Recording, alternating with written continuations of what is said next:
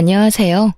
저는 40대 중반의 두 아이의 엄마로 살아가고 있는 평범한 여성이에요. 결혼을 할 때는 시어른을 잘 만나야 한다고 하잖아요. 솔직히 가장 최악의 시부모가 어떤 사람이라고 생각하세요? 간섭하는 사람? 오히려 무관심한 사람? 말로 사람을 꼽주거나 언제나 차가운 인상으로 성긋는 사람? 제 기준에서 가장 최악의 시부모는 보수적이고 남아 선호 사상에 찌든 사람이라고 생각해요. 제가 경험한 일들을 들으신다면 그 어떤 사람들도 이 의견이 아니라고 말하지는 못하실 거예요. 시모는 두 아들을 낳았어요. 시모의 첫째 며느리는 두 아들을 낳았고 시모의 둘째 며느리는 두 딸을 낳았죠. 저는 둘째 며느리였어요. 그리고 시모는 최악의 남아 선호 사상을 가진 사람이었고요. 벌써부터 골이 흔들리지 않나요? 사실 형님이 벌써 손주를 둘이나 낳아줬으면 굳이 저한테까지 아들을 바라지 않아도 되는 거잖아요. 그래서 저는 별 생각 없었어요. 첫째 딸을 낳았을 때 시모가 병원에 와서 하는 말을 듣기 전까지는요. 둘째는 무조건 아들로 낳아라. 나는 내 아들 제사도 못 지내도록 만들고 싶지 않다. 둘째도 딸이면 아들 낳을 때까지 낳아야 하는 거야. 이런 이야기 듣는데 소름이 쫙 돋더군요. 그때 무슨 생각이 들었는 줄 아세요? 제가 애 낳는 기계가 될지도 모른다는 끔찍한 생각이 들었어요. 잘못하면 진짜 사내 아이 낳을 때까지 애만 낳다가 인생 쪽날 것 같아서 시모에게 말했어요. 어머님, 형님이 아들을 둘이나 낳았는데 뭐가 걱정이세요? 그리고 요즘에는 맞벌이 안 하면 생활이 유지가 안 돼서 애를 많이 낳지도 못해요. 그거 다 핑계야. 옛날에는 너희보다 못 살아도 6남매, 7남매 잘만 낳았다. 그러니 너도 쓰잘데기 없이 푼돈 벌겠다고 애쓰지 말고 아들 낳을 생각만 해. 그래야 집안이 평안한 법이다. 말이 안 통해서 그냥 더 이상 그에 대한 말을 안 하기로 제 마음속으로 결정을 했어요. 그리고 무슨 일이 있어도 딱 둘째까지만 낳고 더 이상 애는 안 낳겠다고 다짐했죠. 그런데 둘째가 또 딸인 것을 알았을 때 시모의 모습은 거의 악마에 가까웠어요. 딸만 낳는 며느리 지금 당장 내쳐도 모자라. 도대체 아들 하나 못 낳고 뭐 하는 거야? 지금 아무짝에도 쓸모없는 딸년 둘 낳아놓고 미역국이 목구멍으로 넘어가. 너 앞으로 나한테 대접받을 생각하지도 말어. 아들도 못 낳는 며느리한테 잘해줄 생각 없으니까. 아니, 처음부터 대접받을 생각도 없었고 결혼했을 때부터 꾸준히 대접받은 적도 없었거든요. 근데 저런 말을 하니 저도 기분이 안 좋았죠. 친정에서 몸조리를 하고 집에 와서야 시모 말이 무슨 뜻인지를 깨닫게 됐죠. 대접을 받지 않게 하겠다는 말은 앞으로 열심히 부려먹을 거라는 이야기였다는 걸요. 시댁에서 해야 할 모든 잡일에 형님은 제외되고 저만 일을 해야 했어요. 당시 저는 병원에서 일하는 물리치료사라 평일에는 시간을 뺄 수 없었음에도 시모는 퇴근 시간에 귀신같이 전화해서 시댁으로 오라고 닥달을 했어요. 그렇게 시댁을 방문하면 제게 남은 건 잡일들 뿐. 저녁밥도 못 먹고 일하는 건 정말 서러움을 넘어선 분노를 일으키는 일이었죠. 몇 번 당하고 나니 저도 요령이 생겨서 친정 핑계, 남편, 애 핑계 대면서 시댁에 안 가려고 필사적으로 피했죠.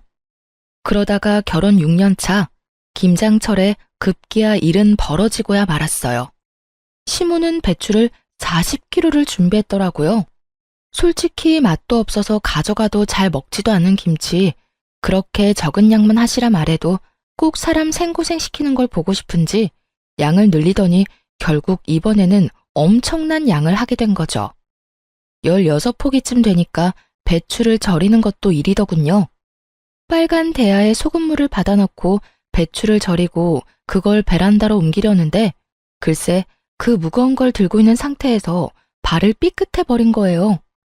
우당탕탕 들고 있던 절인 배추들은 떨어져 내렸지만 저는 거기에 신경 쓸 정신이 하나도 없었어요. 잘못 디딘 발목이 너무 아팠거든요. 근데 정말 서럽고 짜증나는 건 시모가 이 상황에서도 저한테 괜찮냐는 한마디 말도 없었다는 사실이었어요. 야, 배추를 바닥에 패대기 치면 어떡해? 네 입으로 들어갈 거 아니라고 이렇게 막 다루는 거야?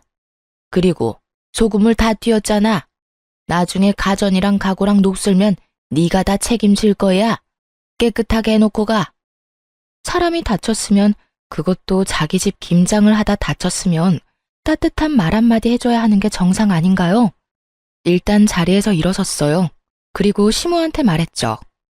어머님, 발 삔 것 같은데 조금 있다가 해도 될까요? 발목을 접질른 것 같은데 상태가 좀 안 좋아서. 제가 병원에서 일하는 물리치료사인데 제 발목 잘못된 거 아닌지 모를 리가 없죠. 그렇지만 너무 급성이라 발목에 티가 안 나더라고요. 최소 염좌, 까딱 잘못하면 금까지 갔을지도 모른다는 생각을 하고 있는데 시모가 제 말에 버럭 고함을 지르더군요. 너 엄살 떠는 거야? 아니면 설마 일하기 싫어서 일부러 넘어진 거 아니냐? 이것 봐. 요새 젊은 것들은 이래서 안 돼요. 한 것도 없이 요령만 피우고 당장 바닥에 있는 것들 안 치워? 바닥은 시모 말 맞다나 엉망진창이었고 그걸 저렇게 만든 제 책임도 있었으니 이를 악물고 바닥을 치웠어요. 그렇지만 더 이상 일을 할 기력도 의욕도 없었죠. 그런데 엎드려 있는데도 발목은 욱신욱신 미치도록 아파왔어요. 바닥을 걸레로 닦고 배추를 주워 담는 동안 무릎을 바닥에 대고 발목을 쫙 편 상태로 무릎으로 기어다니며 일을 한 터라 더 안 좋았어요.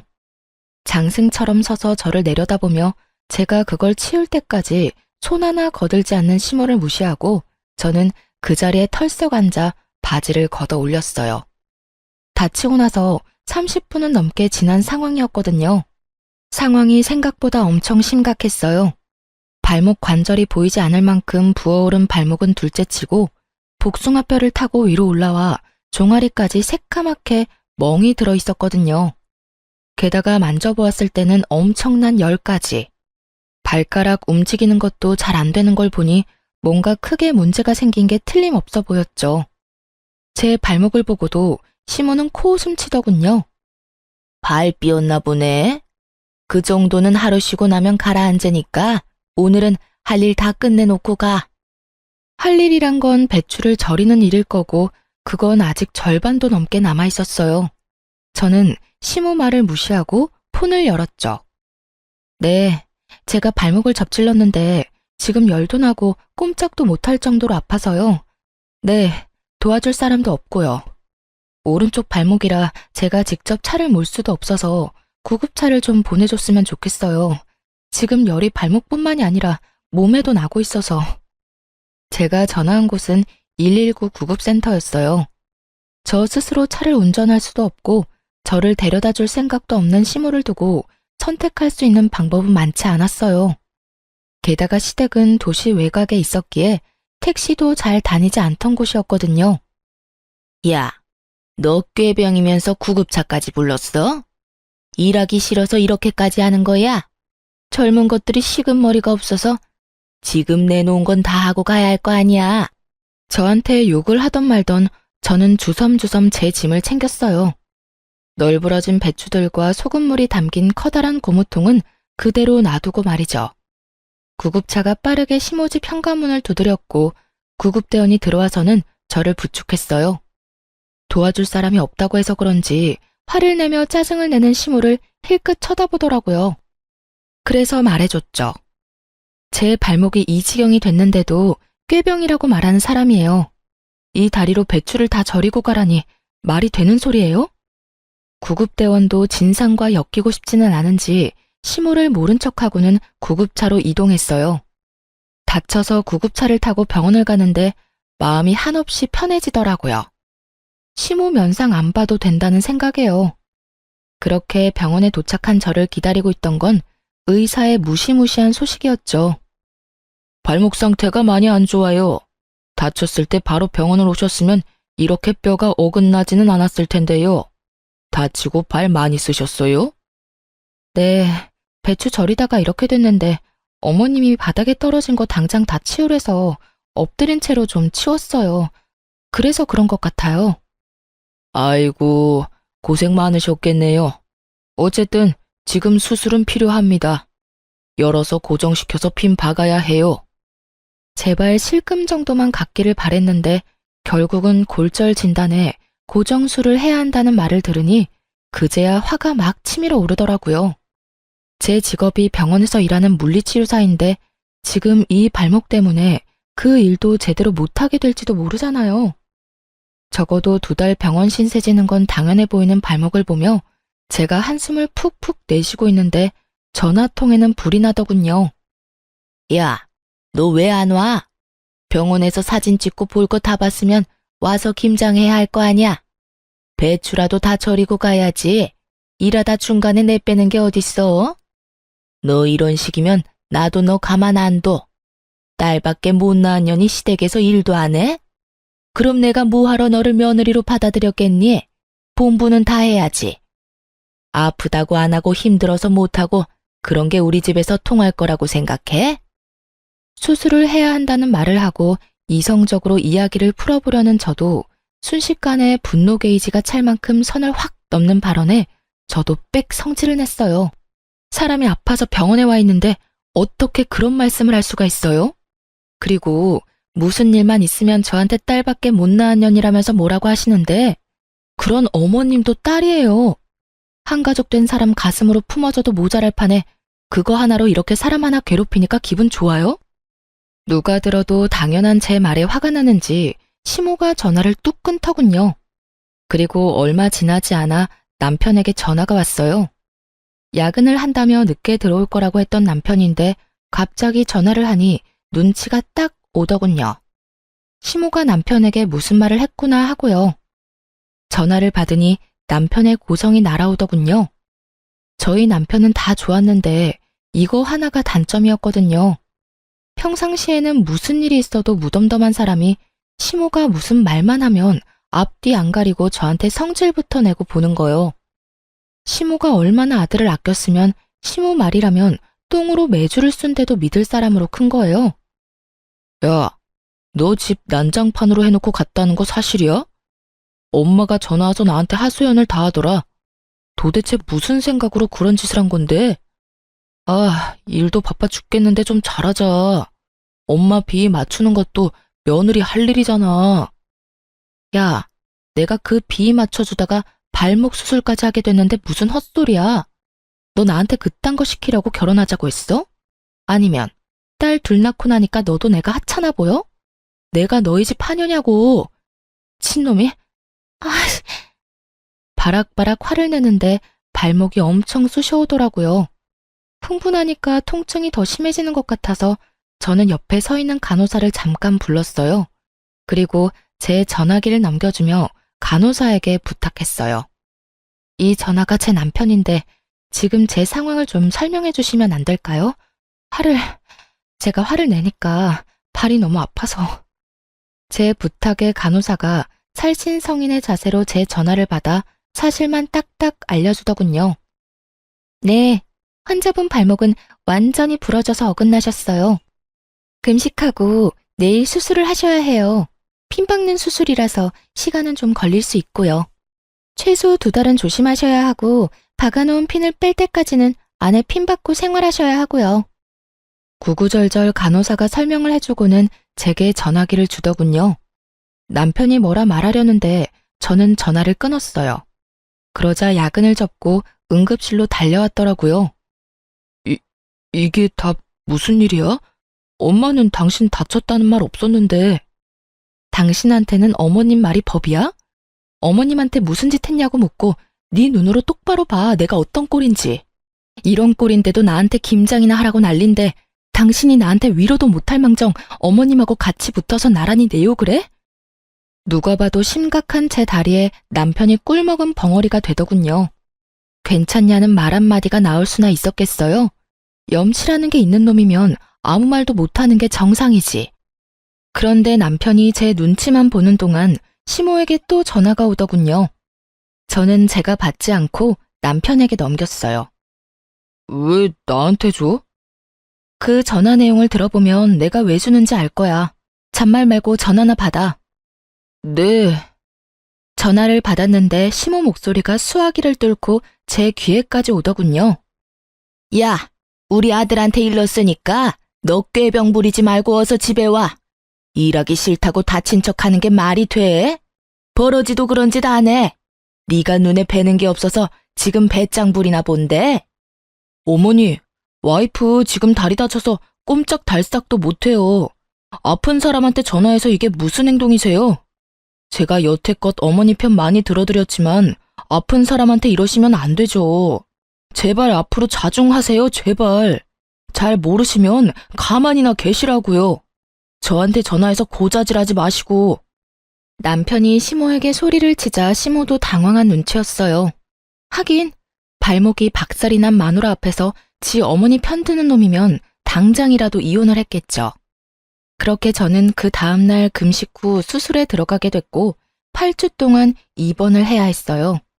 그리고 제가 정말로 수술에 들어가야 한 것을 알게 된 시모가 혼자 김장을 하려는 게 엄두가 안 나는지 그간 한 번도 부르지 않았던 첫째 며느리에게 전화를 했더라고요.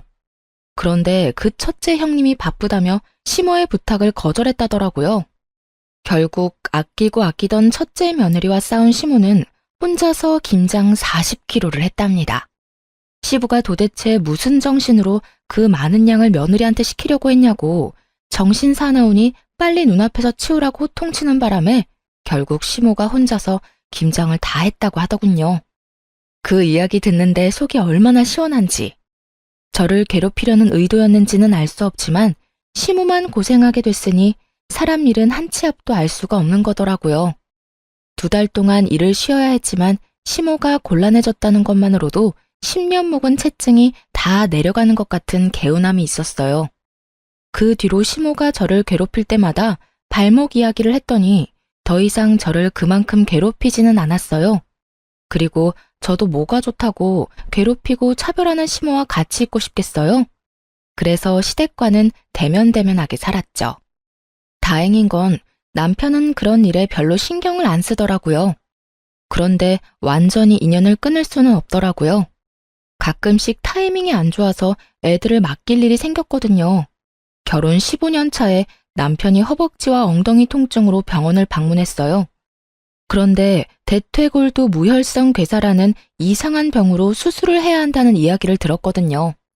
놔두면 뼈가 녹아서 걷지 못한다는 이야기에 겁이 나서 남편 수술을 위해 저도 병간호를 하기로 했어요. 보통 제가 애들을 볼 수 없을 때는 친정의 아이들을 맡기는데 하필이면 친정에 일이 있어서 아이들을 맡길 수 없는 상황이었어요.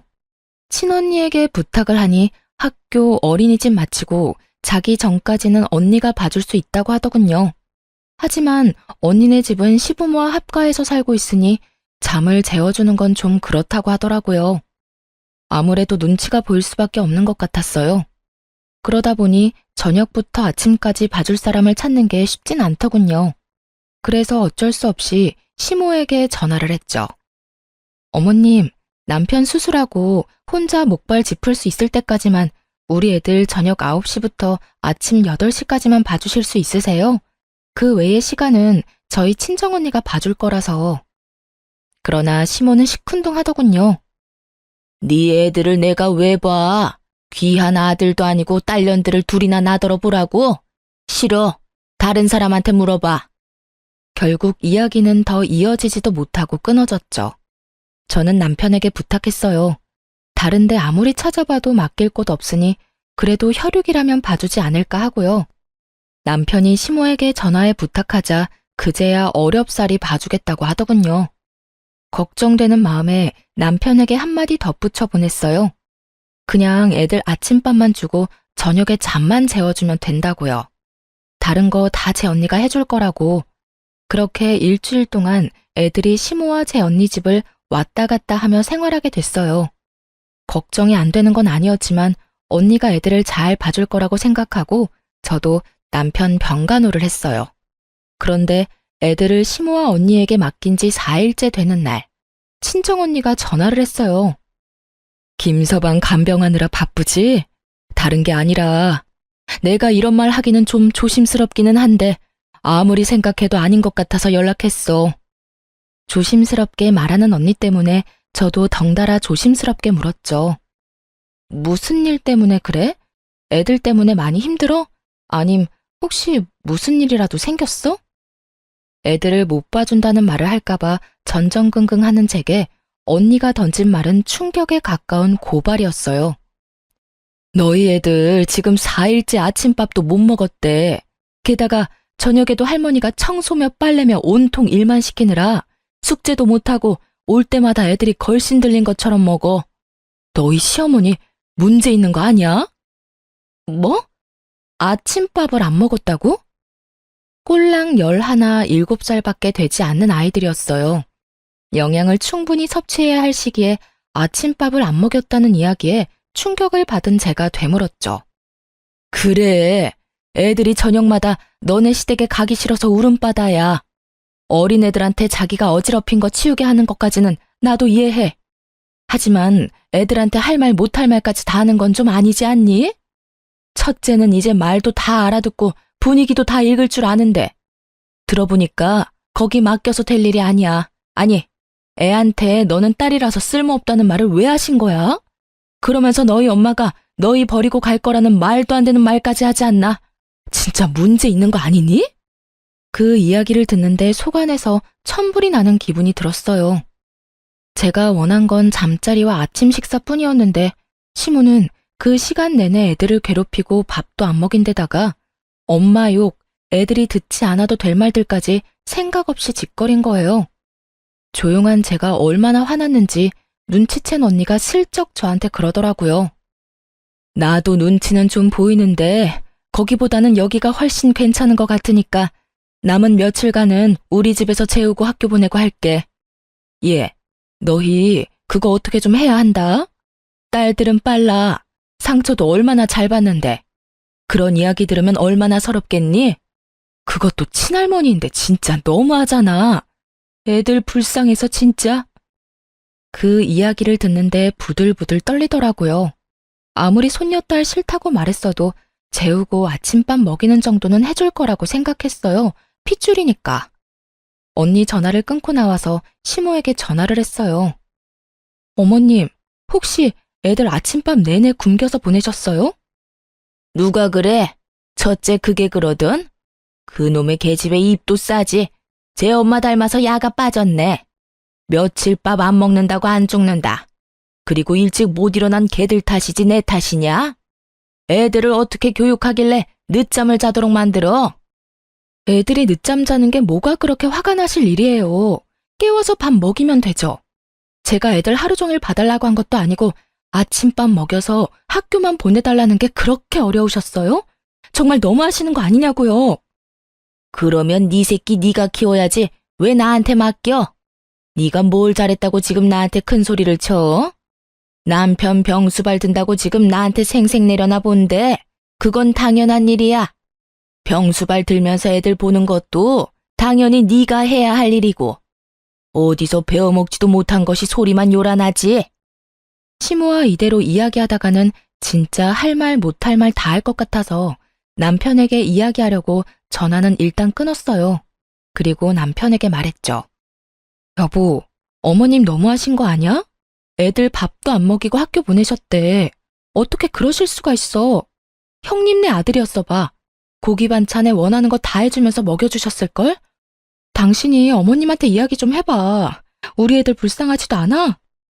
제가 남편에게 그렇게 이야기했는데 남편은 더 어이없는 말을 하더군요. 애들이 밥 좀 안 먹을 수도 있지. 그리고 잠 많은 애들 늦게 일어나면 그냥 보낼 수도 있고. 왜 이렇게 예민하게 굴어? 당신이 직접 맡긴 거면 그냥 어머니 믿고 놔둬. 당신이 애 때문에 떽떽거리니까 어머니도 기분이 안 좋으신 거잖아. 제발 조용히 좀 넘어가자, 응? 어차피 며칠만 참으면 다시 집에 데려올 건데 맡길 곳도 없는데 어쩌려고. 당신 그거 진심으로 하는 말이야? 정말로 내가 예민하다고 생각하는 거냐고. 애들이 불쌍하지도 않아? 당신도 아침밥 정도는 걸러도 된다고 생각하는 거냐고. 당신 어쩜 그렇게 냉정해? 당신도 어머님한테 옮았어? 아들이 아니라서 막 다뤄도 된다고 생각하는 거냐고. 그런 말이 아니잖아. 어차피 맡겨놓은 거 힘 빼고 놔두라는 거야. 배고프면 알아서 밥 달라고 하겠지. 그리고 한 끼 안 먹는다고 안 죽어. 태연스레 말하는 남편 놈을 보며 저는 온몸에 소름이 돋는 기분이었어요. 미친놈. 그 한마디를 남편에게 던지고 저는 남편을 병실에 놔두고 시댁으로 돌아왔어요. 올 때가 아닌데 돌아온 저를 보더니 시모가 눈을 크게 뜨며 묻더군요. 네가 왜 여기 있냐? 우리 아들 간병하는 거 아니었어? 누구한테 맡기고 온 거야?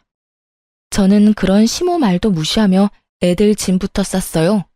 싸가지 없는 말이나 하고 애들 귀한 줄 모르는 인간 병수발 드느니 애들 보는 게 더 낫다는 생각이 들었거든요.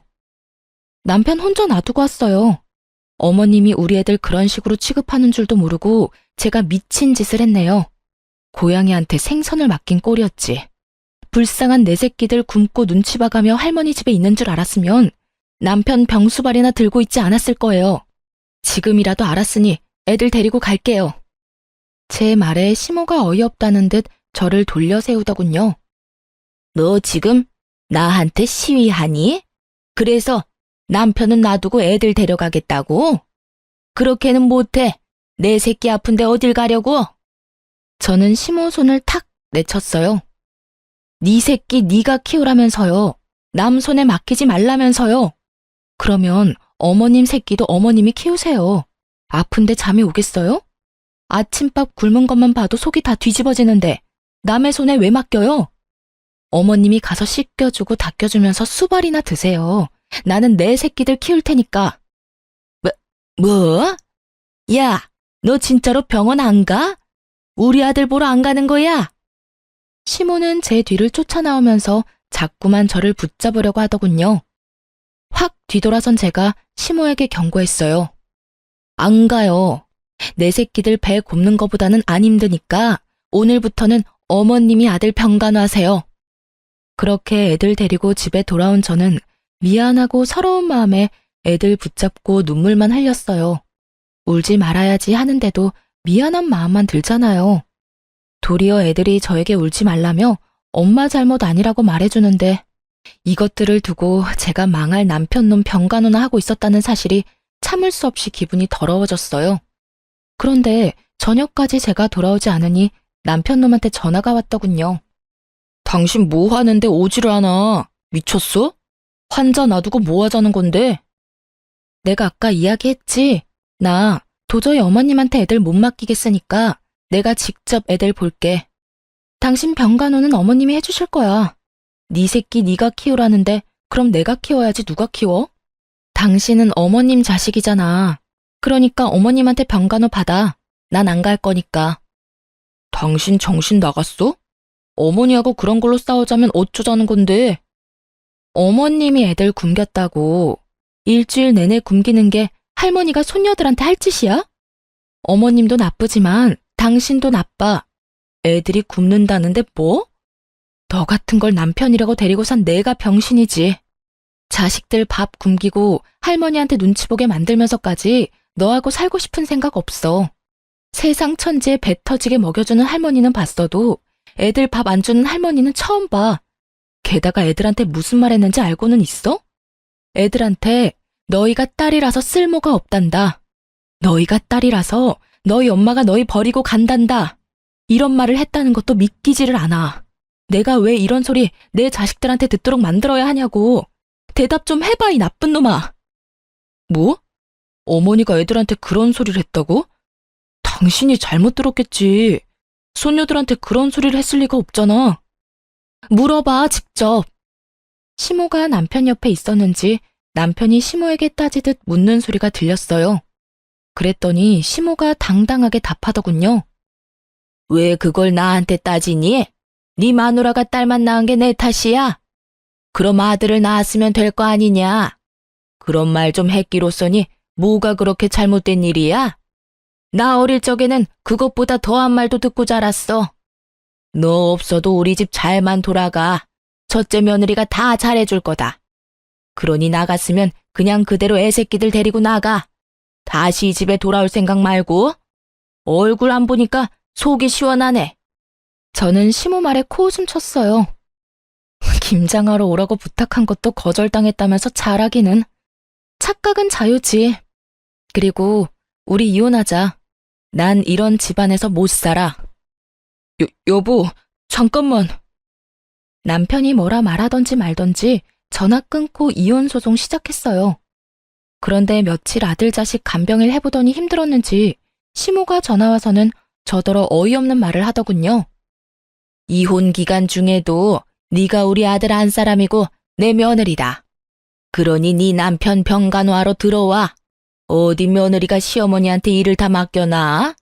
이혼하기 전까지는 네가 이 일 다 해야 하는 거야. 갑자기 전화와서 무슨 말도 안 되는 소리 하세요. 남남 되려고 이혼 소송하는 중이잖아요. 그리고 전 제 새끼 키우느라 바쁘니까 어머님은 어머님 아들 잘 키우세요. 저번에 저한테 그렇게 말씀하셨죠?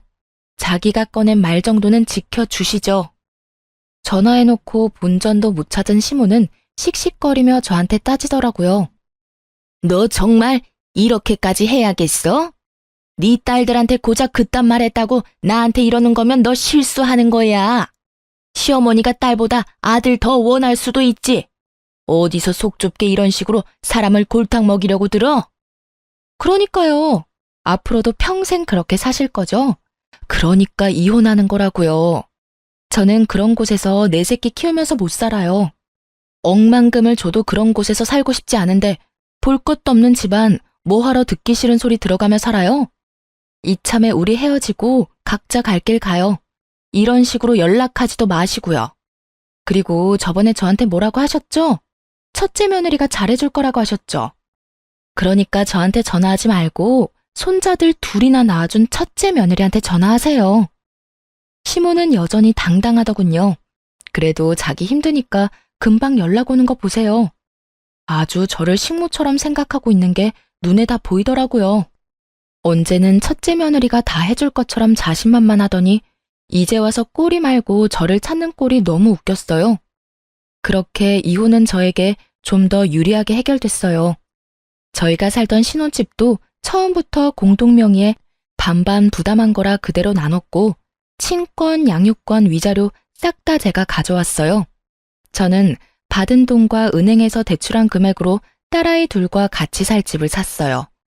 그런데 이미 이혼도 다 된 마당에 형님에게서 전화가 왔어요.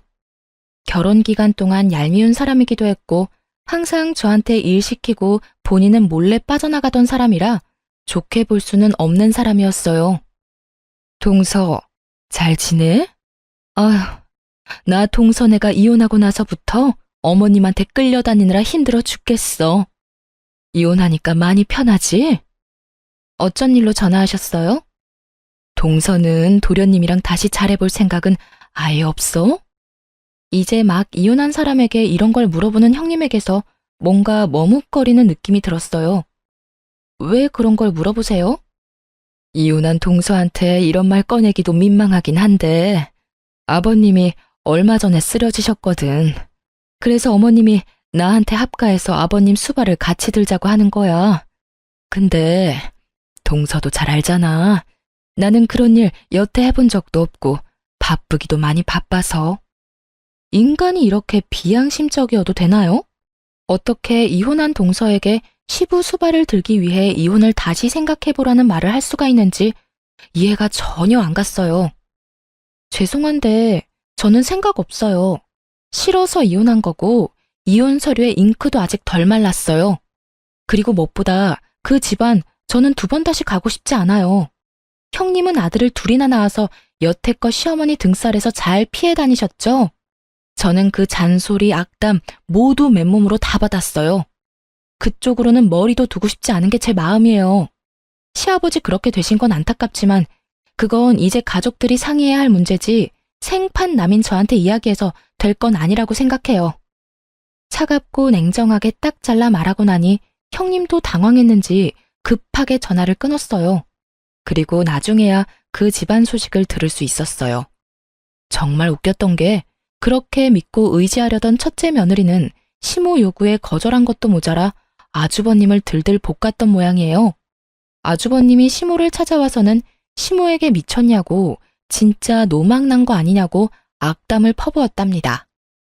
동생처럼 자기도 호래비 만들 작정이냐며 합가해서 마누라랑 헤어지면 어머니가 책임질 거냐고 이럴 거면 인연 끊고 지내자면서 아주 집안을 풍비박산으로 만들어 놓고 가셨다더군요. 그 와중에 전 남편은 심호 간병을 받아 무사히 퇴원했으면서 집에 오자마자 짐 다 챙겨서 아픈 시부와 심호 놔두고 그대로 집을 나갔다고 하더라고요. 입이 불어터져라 아들 사랑, 손주 사랑을 외치던 심호였건만 심호를 위해 시부를 함께 수발 들어줄 사람은 없던 모양이에요. 결국 심호는 두 아들과도 연이 끊기고 며느리에게도 대차게 까여서 혼자 시부 수발을 들었다고 하더군요. 제가 들은 소식은 딱 거기까지였어요. 솔직히 여기까지 듣고도 정말 고소하더군요. 저 내치고 잘 살 것처럼 기세등등하더니 결국 보세요. 완전 버림받고 혼자 남겨졌잖아요. 그러니 사람이 마음을 곱게 써야 하는 법이에요. 그렇게 저는 그 사람들을 잊고 제 일에 집중하게 됐어요. 아이들을 보기 위해 시간 조율이 좋았던 요양병원에 취직하게 됐죠. 시내와 가깝지는 않았지만 규모가 있는 요양병원이다 보니 멀리서도 찾아오는 분들도 많았던 곳이었어요.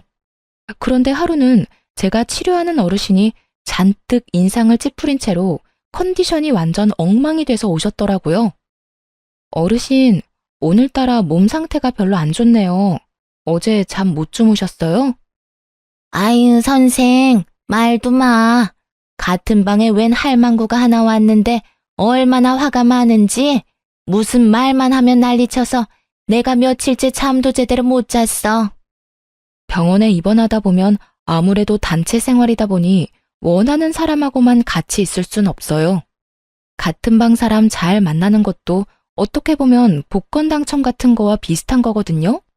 그랬어요? 물리치료는 안 받는 분인가 보네요. 근데 뭐 때문에 그렇게 화를 내요? 혹시 치매? 아니야. 내가 가만히 지켜보니까 다 할망구가 잘못했더만. 이 할망구가 들어온 그날부터 하루에 10번도 넘게 아들들 며느리한테 전화를 하는 거요. 전화에서는 너희가 어떻게 이럴 수 있냐? 나를 여기다 버리고 너희끼리 잘 살 것 같냐? 난리더라고. 그래서 내가 넌지시 물어봤지. 근데 그 할망구 하는 말이 아들놈들 뼈 빠지게 키워놨더니 다 소용없다고. 자기가 남편 수발 드는데 아무도 안 도와줘서 이렇게 병을 얻었는데 다들 나 몰라라 한다고 말이지. 엄마를 애물단지 취급하면서 연락도 먼저 안 하고 연락하면 그렇게 귀찮은 티를 낸다면서 고함을 지르더라고. 어머나, 그랬어요? 제가 보기에는 어르신 따님들이 자주 면회 오시니까 그것 때문에 더 비교돼서 그런 것 같은데요. 내가 봐도 그래 보였어. 우리 딸들이 워낙 싹싹하잖아. 와서 나눠 먹자며 과일도 주고 음료수도 주고 하는 모습을 보더니 나한테 악담을 하더라고. 딸만 낳았냐며. 아들이 없어서 어떡하냐고 빈정대는데 열받아서 나도 한마디 했지. 딸 있는 나는 매일같이 면회하는데 아들 낳은 그 짝은 여태껏 아들 코빼기도 안 보이냐고. 그랬더니 그 뒤로 아주 아들 욕을 있는 대로 하더라고. 그러더니 어제 할망구 아들이 왔대. 둘째라던데 이혼한 지 1년 반쯤 됐다던가? 뭐 난 잘 모르겠는데 어쨌든 둘째 아들이 왔는데 그 할망구가 아들한테 악다구니를 썼어. 왜 여기 처박아 놓고 들여다보지도 않냐고 말이야. 그랬더니 아들놈 하는 말이 기가 막히더만. 엄마가 마음을 곱게 썼으면 며느리들이 왔을 거라고. 자기 이혼한 건 엄마 책임이 크다면서 그 사람 많은 데서 늙은 엄마를 핍박하는데 살벌하더만. 내가 봤을 때는 그 할망구도 잘못했는데 아들놈도 싹퉁머리가 없는 게 영. 어르신에게 이야기를 들을수록 뭔가 모르게 묘하게 익숙한 느낌이었어요. 그래서 그분이랑 싸우느라 잠을 못 주무신 거예요? 아니, 그 할망구가 여기 오고 나서부터 약간 치매기가 왔거든. 그놈의 핸드폰만 붙들고 내내 전화를 하니까 어제 아들이 왔는데 그런 소리를 하고 갔으니 이 할망구도 정신을 놔버렸는지 어쩌녁 내내 불도 안 들어오는 전화통 붙들고 아들 이름인지 뭔지 누구야 누구야 불러대면서 온 방에 사람들 잠도 못 자도록 하고. 아휴, 밤에 잠도 안 자, 낮에도 안 자. 기운은 어찌나 좋은지 목소리만 커서. 내가 그래서 잠을 못 잤어. 오늘도 내가 걱정이야. 그 할망구 잠 안 자고 또 고함 지를까 봐. 며칠 만에 헬쑥해진 어르신을 보니 궁금증이 치솟더군요. 그래서 시모 이름을 검색해봤어요. 제 어르신 방에 얼마 전에 들어온 사람 이름이 시모 이름과 같더라고요. 그리고 주소도 시댁 주소가 맞았고요. 보호자 이름도 전 남편 이름인 거 확인했어요. 우연도 이런 우연이 없었어요. 그 많은 요양원 노인병원 중에 제가 있는 곳으로 오다니. 그렇게 잘 살 것처럼 굴더니 결국은 두 아들 모두에게 버림받고 홀로 노인병원에서 면회도 없이 있는 거 보니 자식을 시모처럼 키우면 안 되겠다 하는 생각이 들었죠. 시모가 손녀들한테는 못되게 굴었어도 아들, 손자들한테는 잘했거든요. 그런데도 보세요. 결국 아픈 시모 병실에 면회 오는 사람이라고는 아무도 없다는 거죠. 저도 병원에 있으면서 보는 게 있잖아요. 마음씨 곱고 자식들, 며느리들한테 따뜻하게 대해주신 어른들은 자식, 며느리 할 것 없이 자주 와요. 받은 만큼 돌려주고 싶은 게 사람의 마음이거든요. 그런 어른들은 복 받았다고 말하기도 하는데 사실 자신이 한 만큼 돌아온 거죠. 말년이 쓸쓸한 게 왜 보기 힘든 거냐면 그 쓸쓸함 속에 내가 걸어온 길이 있기 때문이라고 제가 모시는 어르신 한 분이 그러더군요. 그쯤 되면 다들 그렇게 인생에 통달하시곤 해요. 그러니 시모의 이런 상황이 제게는 참 착잡했어요. 저를 괴롭히고 제 어린 두 딸을 괴롭혔으니 이런 꼴 당해도 싸다고 말하고 싶지만 그렇게 애지중지하던 아들과 손주들에게까지 손절당한 거 보면 왜 그렇게 사셨나 싶기도 하고요. 자기 인생 남이 살아주는 거 아니니 더 열심히 남들과 좋은 인연 맺고 살아야 하는데 왜 저한테 그렇게 못되게 굴었는지 사실 지금도 이해는 안 가요. 솔직히 이해하고 싶은 마음도 없고요. 그저 자기가 살아온 대로 받고 있구나 싶은 생각이 들었어요. 시모에게 측은한 마음을 갖기엔 제가 당한 게 너무 많아서 그런 마음이 들지도 않더라고요. 그저 제 자식들은 시모가 키운 자식들처럼 키우지는 말자고 다짐했어요. 그 뒤로도 시모와 모르는 사람인 척 지내고 싶었는데 전 남편이 입원비 문의하러 병원 왔다가 1층 원무과에 들른 저와 마주치게 됐어요. 전 남편이 결혼했을 때도 보여주지 않던 아주 살가운 표정으로 제게 말을 걸더군요. 당신 여기서 일하고 있었어? 잘 됐네. 우리 어머니 여기서 치료받고 계시거든. 당신이 있으니까 그래도 마음이 든든하네. 이혼했더라도 애들 할머니잖아. 문제 안 생기도록 당신이 잘 챙겨줘.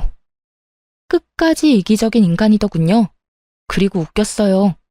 이혼한 전 와이프한테 어머니를 부탁한다니. 염치가 없어도 이렇게 없을 수가. 예전이나 지금이나 양심 없는 건 똑같네? 내가 왜 당신 어머니한테 차별 대우해줘야 해? 물리치료 받지도 않고 나랑 접점 하나 없는 사람이거든? 내가 왜 그렇게 해줘야 하는지 이해가 안 가네. 잘 챙기고 싶으면 당신이 챙겨. 당신 어머니잖아. 이혼한 마누라한테 그런 거 부탁하고 싶어? 얼굴이 얼마나 두꺼우면 그런 걸 부탁해? 그리고 나 만나는 사람 있거든? 함부로 오해받고 싶지 않으니까 당신도 당신 가족들도 처신 잘해줘. 이딴 식으로 악연을 인연인 것처럼 만들지 말라고. 만나는 사람이 없었지만 거짓말했어요. 이 인간이 병원에 소문이라도 퍼뜨릴까봐 걱정도 됐으니까요. 뭐 여차하면 퇴사하고 다른 직장 찾아도 되는 거긴 했는데 그건 귀찮고 손도 많이 가는 데다가 결정적으로 제가 피해야 하는 게 너무 싫었거든요. 피하려면 지들이 피해야지 제가 왜 피하나요? 괴롭힌 인간들은 그쪽이고 저는 괴롭힘 당한 사람인데 제가 이악 물고 말했더니 전 남편도 가볍게 이야기할 만한 상황이 아니라는 걸 깨달았는지 아니면 자존심이 상했는지 며칠 뒤에 퇴원을 하고 나갔더군요. 무슨 이유에서였든 더 이상 엮이지 않게 돼서 저로서는 한시름 놓는 상황이 되긴 했어요. 그리고 여담이지만 딸애들은 제가 이혼한 그날부터 아빠를 찾지 않더라고요. 남편이 그리 좋은 아빠가 아니라는 것도 애들 반응을 보며 알았죠. 만약 애들한테 잘해줬다면 애들이 아빠와 헤어지는 걸 무덤덤하게 받아들이지는 않았을 테니까요. 그래도 제 이혼을 이해해주고 저를 도와 집안일도 해주고 있는 기특한 아이들을 보면 몸은 힘들지만 마음만은 가벼운 기분이 들어요. 이 아이들을 위해서라도 좀 더 열심히 살아야겠다는 다짐을 매일같이 하게 되네요. 그래도 가끔 전 남편과 시모가 생각날 때가 있어서 이렇게 사연글을 써보게 됐어요. 이렇게 하나하나 다 토해내고 나니 마음이 한결 가벼운 기분이 드네요. 그리 즐거운 일들은 아니었지만 이렇게 꺼내서 한풀이 하듯 다른 사람들과 나누고 나니 그간의 응어리가 조금씩 풀어지는 것 같네요. 그럼 지금까지 제 사연 들어주셔서 감사합니다. 좋은 하루 되세요.